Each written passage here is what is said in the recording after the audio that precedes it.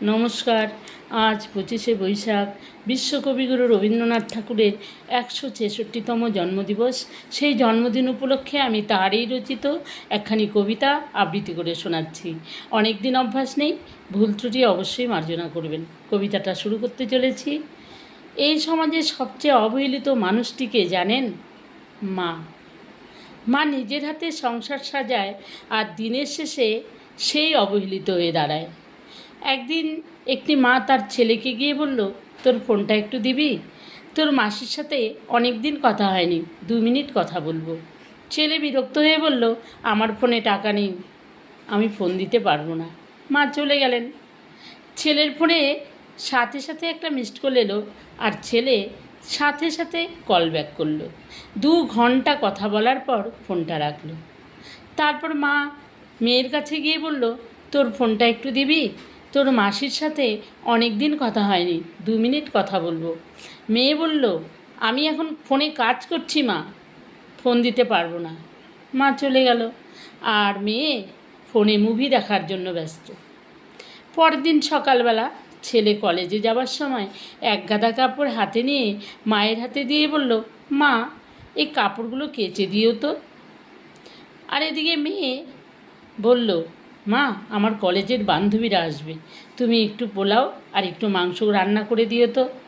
মা কাপড় ধুয়ে দিল, মেয়ে যা যা বলেছিল সব রান্না করে রেখেছে, আর বসে আছে ছেলে মেয়ে বাসায় ফেরার অপেক্ষায়। ছেলে মেয়ে বাসায় এলো, মা পাশে বসে রইল একটু গল্প করার জন্য। আর ছেলে মেয়ে তখন 6 ইঞ্চি ডিসপ্লে জাদুর বাক্স নিয়ে ব্যস্ত ছিল। মা দীর্ঘশ্বাস ফেললেন। এই দীর্ঘশ্বাস কতটা যন্ত্রণা, কতটা একাকিত্ব সন্তানেরা বুঝতেই পারে না। তারপর একদিন ছেলের গার্লফ্রেন্ডের সাথে ঝগড়া করে ছেলে বারান্দায় দাঁড়িয়ে সিগারেট খাচ্ছিল।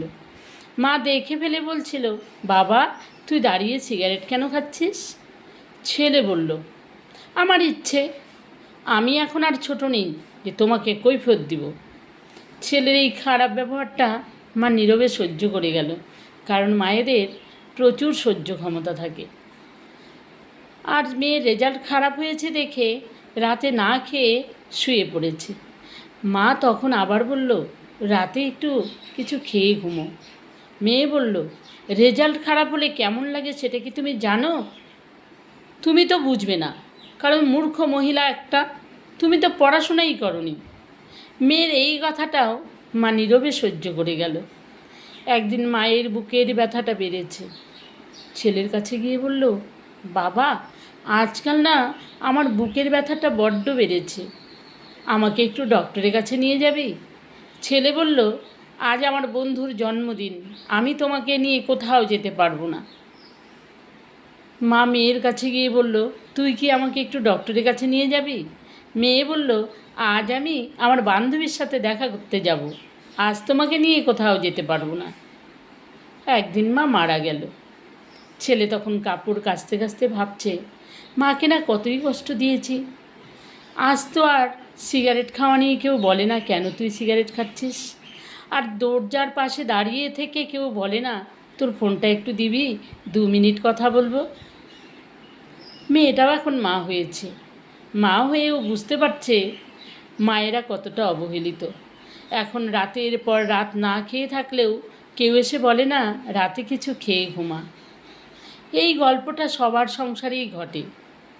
আর আজকাল ছেলেমেয়েরা নিজেদের জন্য ব্যস্ত হয়ে পড়ে, মাকে সময় দেওয়ার কথা ভাবে না। সেই জন্য পরে আফসোস না করে মাকে একটু সময় দাও, কারণ চিরকাল মা কারো বেঁচে থাকে না। যার মানেই সেই বোঝেন মায়ের কতটা জ্বালা, মা না থাকার কতটা জ্বালা। নমস্কার।